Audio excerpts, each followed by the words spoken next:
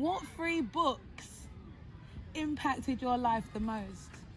What, 3 books? Yes, wow. Just 3. Yeah, you have to narrow it down. All right, then if I'll be honest, I can go with the first one immediately. Okay. The Team That Wouldn't Give In.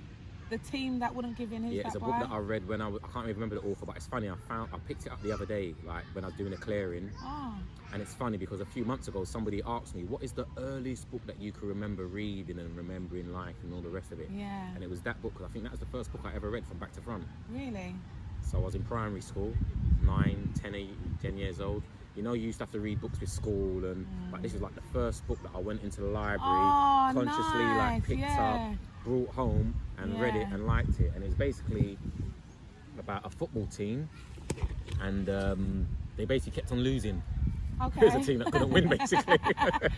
Every match they played, they was losing, and it was all about them trying to get to that bloody day when they could win a match and get victory. And I can't remember the book and how it ended and all the rest of it, but I remember it just set me up for life as far as like, don't never give up, innit? Yeah. Like you can always, you have that winner's attitude, and it's like the team who couldn't win, the team who couldn't win. And I pulled it out the other day. I was thinking, I'm gonna read it again soon. Oh, that's so cool.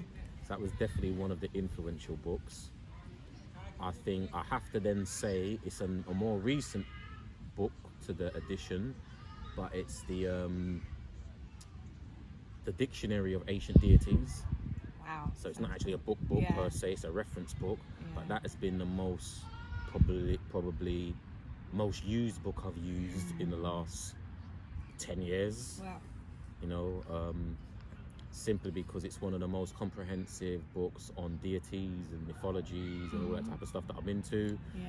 And back in the days when I first purchased the book, inspired by it, was a book that was referred to me to get through, I got it off Amazon via Bobby Hemmett. Bobby Hemmett made reference to getting that book. He's like, this is a book that you need in the catalogue, you know, in the archive, and I totally understand now why. And I tell everybody, even if you're not into mythology, or then you want to start to get into mythology, that's the book to go for. Yeah.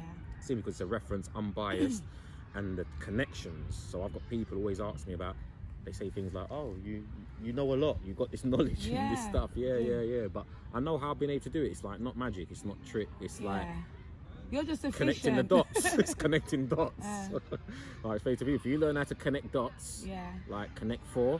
If you're good at connect 4, if you're good at connect 4. If you're good at connect 4, then you should be able to do what I do. And funnily enough, I saw in the range that they've got a life-size connect 4. Yeah. Yeah. Get it out, bring it out to the park, mate. I need to get it. Definitely. Okay, cool. Thank you. No, that was 2 books, man. You said 3, no? no? Oh, sorry, 2 books. 2 books. Go on, what's the third one? So hold on, the Dictionary of Ancient Deities, and the reason why, it's because it's just a comprehensive breakdown of all the deities all around the world. And I've got many mythology books, many books on gods and goddesses and that type of stuff. But there was gods and deities in there that I didn't think should be in there. And they were in there. They've done their job, they've done their work. And what's good about it, you get the deity that you're interested in, and then it gives you the various names that it might be known under. It gives you variations of the names, all the linguistic elements to it. And then at the bottom, it gives you correspondences of other deities from other cultures. Wow, that's so like cool. you're just on this journey of like you just read one, and by the time you read it, it links you to this one, and you're reading that. And I used to be sitting on the toilet for many hours, and I still do. Doors knocking, and how long are you taking? And I'm there with that Ancient Deities book, because it just takes you on this story journey. And that's where I come back with that, the premise of there's just one story. That's why I learned that ultimately from that book, reading that. This is fucking one story, because all of the mythologies just kept on linking you to other mythologies, and those mythologies link you back to those mythologies, and it's just like they're just linking them all together. It's like, it's just one story then, oh, I got it now. Like, let's not separate or divide it up, just see it as one and take it from there, and it started to make a lot more sense. That does make sense. So that's the second one book. And then the third book, after I pulled you up, can I actually think of a third. What was it? The most influential book, or just a book? A book that has impacted your life the most, and that's in whatever capacity. All right, then I'll go backwards, and I have to move back, and then I have to just go to the original. Okay, fucking hell. Then if I go with one, I've got to go with the Holy Tablets. Oh really? I've got to go with the Holy Tablets. Malachi Z. York. Oh wow, it is him. Yeah, you know what I'm talking about, you know? Yeah, I saw it actually today. Yeah. It came out, and it's really weird that it really came out at me on the bookshelf. Did it? You got it? No. Oh. On your bookshelf. Oh, gotcha. Gotcha. I didn't get it. It was expensive. Yeah. Like this was like 96. Around 96, 95, I became a Holy Tabernacle ministry person. But HTM, yeah, man.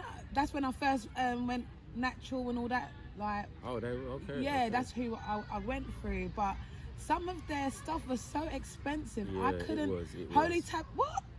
That's like. See but I must admit, I was gifted that tablets there because the friend of mine who gifted it to me, he bought the new version, you know, like the revised version of it. It's like, well, I've got this one sitting there. It's got loads, you know, the way he pictured to me is like it's got loads of errors in it. So you can have, you know, you can have this one. I've got the new revised edition with all the corrections. And all. No, he's got the wrong tablets. That's the joke. It's that first run. It's that first one where he said shit he wasn't meant to say, and he had to cover his ass. But the reason, the holy tablets. Yeah, and the reason I say that is simply because at that time, again, we spoke about it the other day, just as far as that period of time in my life when I was interested in conspiracy theory, mythology. I was trying to go through it all basically. And with the tabernacle, what you would remember as well is that there was loads of scrolls, we mentioned it before, loads of them. There was a lot. Even it's very repetitive. Like you might feel like you got knocked sometimes, where you might have bought a scroll and you see another scroll with another title, but by the time you're flicking through it, it's like the same content. Yeah. So what I came to realise was all the scrolls were basically in the tablets. So if you just get the tablets, you pretty much got all the scrolls. There might be some additional bits and pieces in the scrolls that weren't in the, but just as an overview, it was all in there, man. And the holy tablets had everything from, you know, world mythologies to world conspiracy theories to, you know, religion. You know, it was heavy. It was there, man. A big, thick ass thing. And what was great and amazing about it, I think one of the most important things about the tablets and the scrolls in general, what I'll give Malachi York a lot of credit for, he portrayed the beings and the gods and the angels and the demons and the devils and everything else in his likeness, in our likeness. It was beautiful. And it was really empowering, man. So if you ask, that's why I think that played a very big part in me. Like, just I wanted to go back to the tablets. You know, because even when he talks about Jesus or Yeshua, he was portrayed as a Nubian, you know, as a melanated person, as he would have been from North Africa or that region. So for me, it was although I will say now, and I will say it on camera, I'm a guy who does my Googles, and I come to find that maybe not everything in the tablets and the scrolls is 100% accurate. First and foremost, that's a Hermetic principle. You know that, you know, there's half truth and half falsehood in everything. So we'll accept that. But I come to find out that some of the stuff was, I won't mix my words, lifted, copy and pasted, man, literally from other sources. We call it. Oh, there you go, man. At uni, we call that plagiarism when you do not cite the reference where you got it from. Man. You're trying to go on like you came with that. No. Yeah, and later on in life, I found other places where I found that information and it predated the holy tablets and the scrolls, and it just left me with realizing you really just need to do your Googles and do your research and don't believe anybody. And you know, I take nothing away from him, I take nothing away from the movement, just like I mentioned earlier on, just, you know, in regards to, you know, my missions, and they're seasonal. I just think that was a mission at the time, it was seasonal. And just like I mentioned the other week when we were talking about the black organisations, is there a point, like everything had its season.